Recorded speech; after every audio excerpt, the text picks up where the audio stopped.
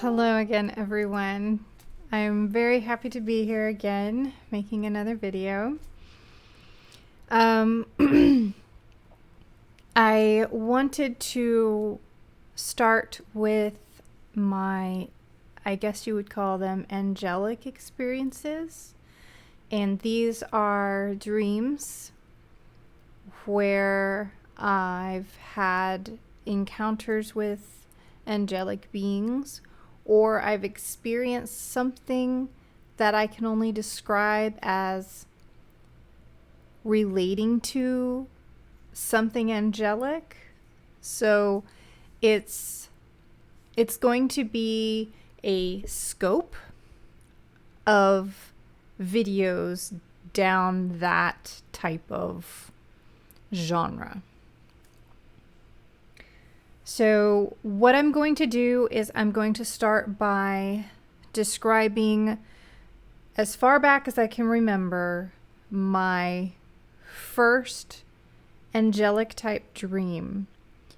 And I will also give any experiences that I have had with angelic beings outside of dreams, even in this series of videos. So I was around, I want to say 13 or 14 years old when I had my first angelic type dream. At that age, I was in a very strictly religious environment, and I never told anyone about that dream because if I did, somebody from within that environment would have put a negative light on it and made me feel as though I was being influenced by evil. And so I just dismissed it, never took it seriously after that, but it is something that made a big emotional impact when I had the dream. And when I started experiencing more spiritual things, it all started to link together. I seemed to relate to it more and more. So without further ado, I am just going to tell you my honest dreams. I have written these down. I've started journaling my dreams, and I do recommend that if you're a person who dreams a lot, that you journal too. Here we go. I dreamt I was walking through a town in the Middle Ages, and it was pouring rain. There was a man wearing armor who had fallen in the town square, and he was covered in mud. People of the town looked at him lying there, and they didn't even try to aid him. None of them seemed moved to even touch him. They seemed to think to themselves, he had it coming. Like they almost expected his eventual fate. He laid there dead, or on the edge of the veil as his soul was about to release its fleshly bonds. I saw him laying there, unmoving, the muddy water seeping into the openings of his armor and soaking him. His hair was light brown and slightly curly. It was shoulder length and soaked with water. I could not see his face. No one seemed to see me either, as they walked around and avoided the man's body. I knelt down to him, and then I touched him. I was suddenly filled with such a powerfully overwhelming feeling of inner pain and guilt, like a tidal wave of regrets and hopeless sorrow. It was so powerful I began to wail in tears, crying from such a depth of my soul that it embodied my entire being. I wailed and I cried out for this man I did not know, and I felt as though I could feel every sadness, sorrow, pain, guilt, regret, and fear he had ever had in his entire life hitting me, all at the same time, at its fullest intensity. I cried out so hard, feeling this pain in the deepest parts of my soul. I cried and cried so hard, and no one seemed to see me. No one came to see why someone was crying for this man they did not care about. It was like I wasn't really there, or they could not perceive me. I then awoke feeling exhausted. So this was my first dream where I did something that felt like it came from a higher place. That's the best way I can describe it. I have never felt such a deep, penetrating pain, sorrow, and regret as when these dreams happen.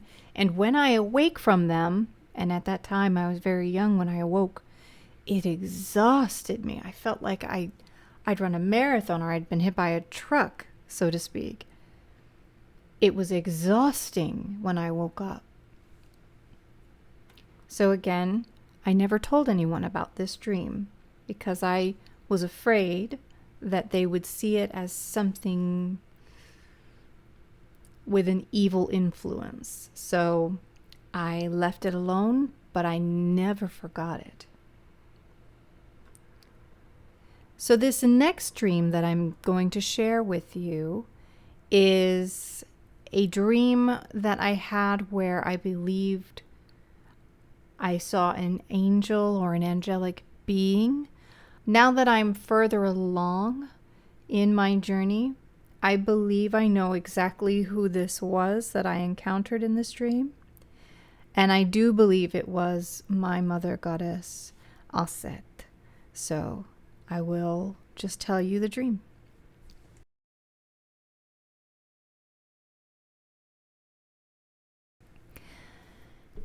I dreamt that I was walking through an alleyway at night.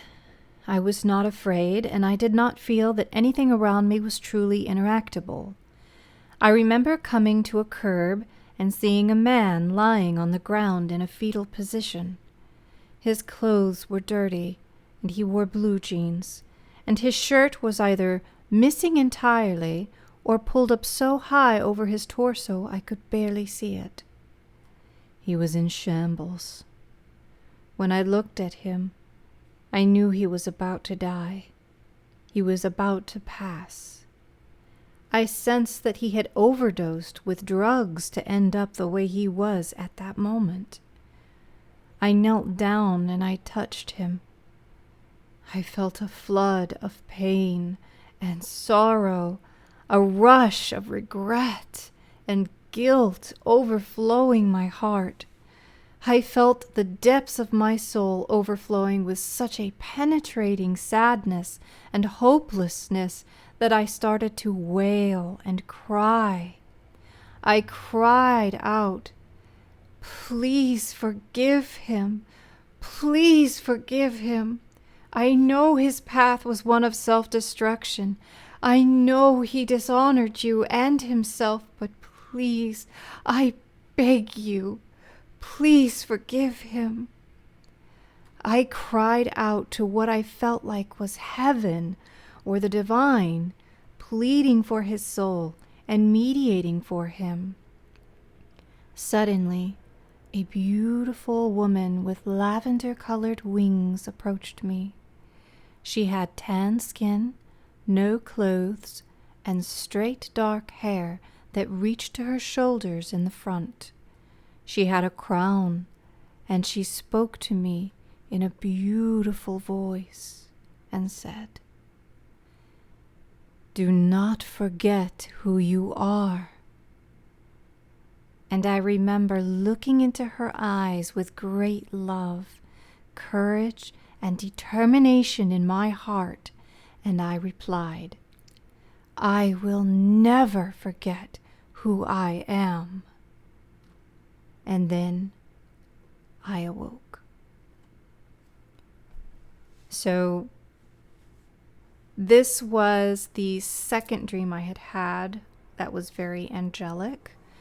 And this is the dream I do believe that I encountered my my mother goddess Aset in this dream, even though at this time I was in my, I want to say, early 20s. I wasn't a spiritual person. I had become less spiritual, most likely because of the environment I had just escaped from, so to speak. So at this time, I was not a very spiritual person.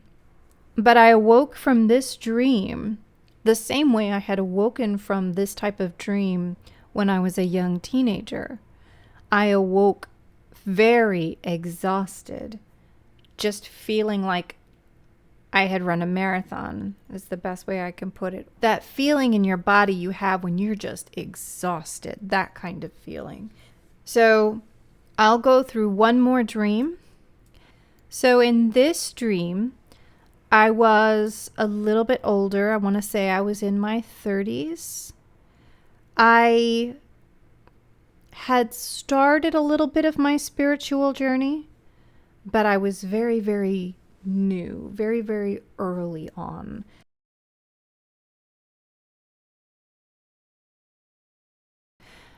I dreamt that I was floating around a hospital.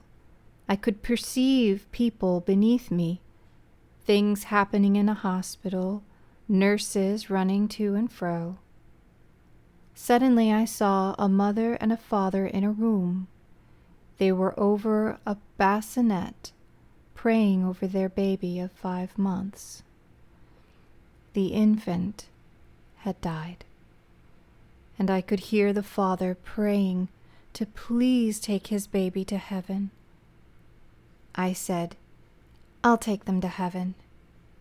I knew they were Christians, so I knew I had to travel to their Christian idea of heaven or paradise.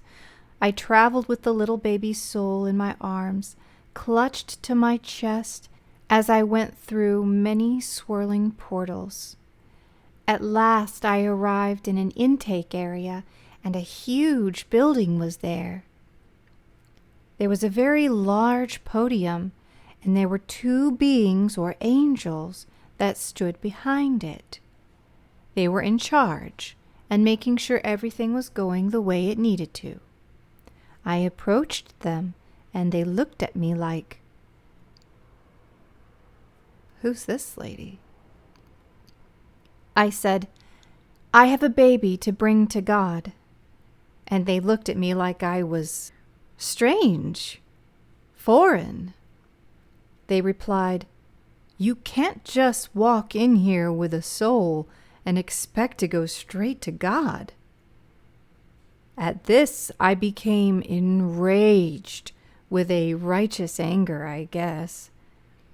I pointed at them and I said, "You have forgotten the very foundations of why we were created. You have forgotten that we were created in love and that our very cores are created with the love of the divine. If you will not receive this child, then I will take them to my mother." At that, I turned around and I began heading for another portal I saw at the edge of this dimension. I was going to bring the child to my mother goddess Aset. They shouted and yelled, "No, no, no!" And they pursued me to the edge of that dimension. They could not seem to go beyond it. So I approached the portal, and there was another angel waiting who stood beside it. He seemed much calmer, and his appearance was covered. He smiled gently and he said, "What do you have there?" At this point, I was so very hurt and upset. I cried, clutching the baby to me tightly, and I shouted through tears, "It is an innocent baby of 5 months, not some monster!" I was crying more, and the angel approached me and gently said, "It's okay." I awoke at that point, but I do feel the angel took the baby back to Christian heaven and delivered them to God, like the Father had wanted. So that will be the last dream for this video. I think I may have encountered Archangel Azrael. I am not sure why the other beings could not exit that dimension, if it had something to do with who they were or what they were, but this angelic being stood next to the portal, and they seemed like they were able to go between dimensions and portals without any trouble, and they were waiting there for me, almost as if they knew I was gonna possibly go through that area. But they were very calm, and they weren't afraid or upset. I was, though. I was crying. I was fit to be tied. I just wanted to bring this baby I was clutching to me somewhere safe where they would be loved and appreciated, because I thought, well, if you don't, if they're not going to take care of you, little one, well, guess who will? I'm going to make sure you're taken care of. But the Archangel was also honoring the wishes of the Father. And I'm not sure why they saw me as so foreign. It may have something to do with my soul or my spirit or, my origins. I don't know. I don't know that. But they were like, who is this lady? Like, who are you? But anyway, I was a little upset in that dream. Also, I'm going to read these dreams and express how they happened to me and the emotions that they brought on me with my voice. So if I sound like I'm telling a story, it's because that is how I generally communicate, especially if I am reading something that is a memory or something that I experienced or went through. I am very involved in that reading process. So I hope that's okay. In any case, I really appreciate your time with me, and I will see you in the next video. I hope all of you are able to have a very, very happy day or night. And thank you again. Blessings to you, and take care. Thank you.